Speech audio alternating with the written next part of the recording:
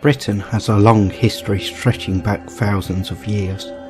In every part, at some point, a bloody or mysterious event has taken place. Murders, bloodthirsty revenge, plagues, punishment and folklore will make your flesh creep in terror. This is Mysterious Britain, Tales of the Unknown.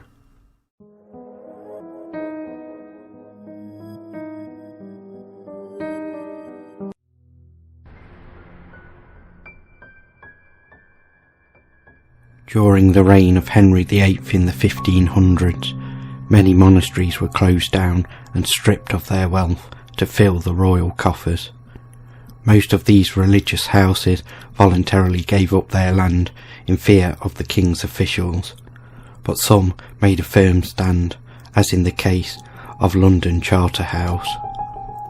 In 1371, Sir Walter Manny gave the Carthusian order of monks his acreage, where the plague pits were together with Pardon churchyard, and they established a monastery. Over the years, the monastery amassed an annual income of £650, an enormous sum in those days. John Horton joined the London Charterhouse in 1516, progressed to be sacristan in 1523 and procurator in 1528. In 1531 he became prior of Vale in Nottinghamshire. However, in November of that year he was elected prior of the London House, to which he returned. In April 1534, two royal agents visited the Charterhouse. Horton advised them that it pertained not to his vocation and calling, nor to that of his subjects, to meddle in or discuss the king's business. Neither could they or ought they to do so, and that it did not concern him who the king wished to divorce or marry, so long as he was not asked for my opinion. Horton asked that he and his community be exempt from the oath required under the new Act of Succession, which resulted in both him and his procurator Humphrey Middlemore being arrested and taken to the Tower of London. However, by the end of May, they had been persuaded that the oath was consistent with their Catholicism, with the clause, as far as the law of Christ allows, and they returned to the Charterhouse, where, in the presence of a large armed force, the whole community made the required professions. However, in 1535, the community was called upon to make the new oath as prescribed in the 1534 Act of Supremacy, which recognised Henry as the supreme head of the Church of England. Again, Horton pleaded for an exemption, but this time he was instantly arrested. He was called before a special commission in April 1535 and sentenced to death. Horton was hung, drawn and quartered for high treason, and in a cruel parody of Luther's nailing his 95 Theses to a church door in Wittenberg in 1517, the symbolic start of the Reformation, one of John's arms was chopped off and nailed to the monastery door and left to rot. Despite this gruesome act, the monks stubbornly held out until 16 more were executed, and Henry VIII sent soldiers to occupy the monastery. Today, sightings of monks are reported, along with the sound of chanting mixed with screams.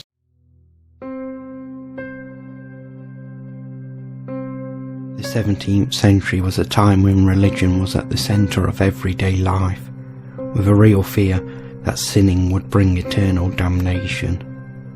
One of the biggest sins was to have an illegitimate child, especially if the father was a churchman.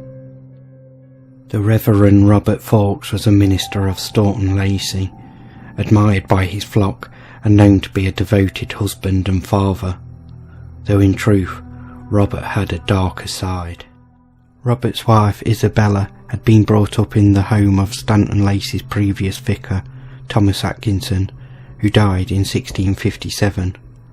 Among other children, Atkinson left a daughter, Anne, with whom Fawkes began a relationship rumoured to be going on as early as 1669.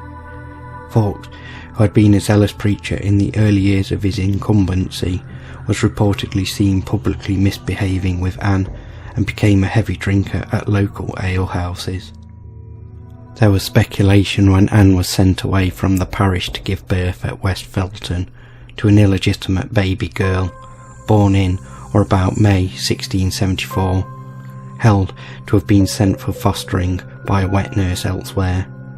The child's paternity was never firmly proved, but was allegedly Fawkes. In the summer of 1676, Fawkes was admonished by the Bishop of Hereford, Herbert Croft, after complaints about the relationship and other misbehaviours were brought before a consistory court in Ludlow, and he also reportedly beat his wife and a church warden who tried to intervene at his rectory house on the same night, after drinking at a bowling match. Robert's downfall would come when he became the guardian of an orphan girl, with whom he began a passionate affair with. Eventually, the girl became pregnant, and after failing to procure an abortion, was taken to London. Upon the birth of the child on the 11th of December 1678, Robert made away with the child by stabbing it in the throat with a knife and disposing of the body down a privy, emptying into the River Thames. The mother could not keep the guilty secret and confessed to some of the women attending her. Robert eventually made a full confession and was tried and convicted at the Old Bailey Sessions, 16th of January 1778 to 9. After receiving the sentence, he manifested great penitence, but it was not enough to spare his life. On the morning of the 31st of January 1679, Robert was hanged for his crime of murder.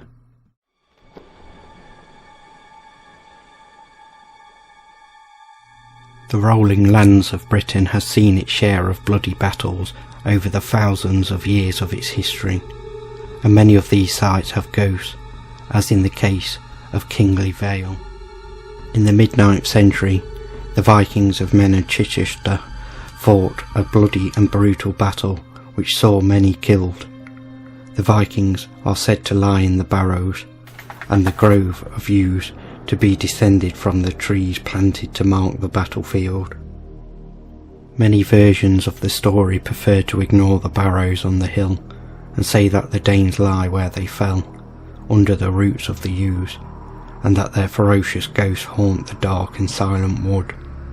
Others, while agreeing that the wood is haunted, say that its ghosts are those of druids, and that somewhere, amid all the yews, there stands a single sacrificial oak.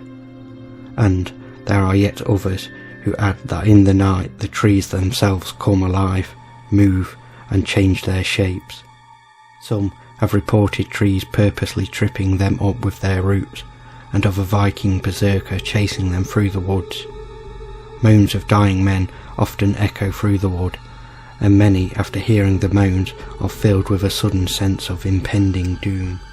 Skeptics argue the stories are simple folklore passed down from generation to generation, and that many have walked the woods and experienced nothing. But ultimately, it comes down to, do you believe?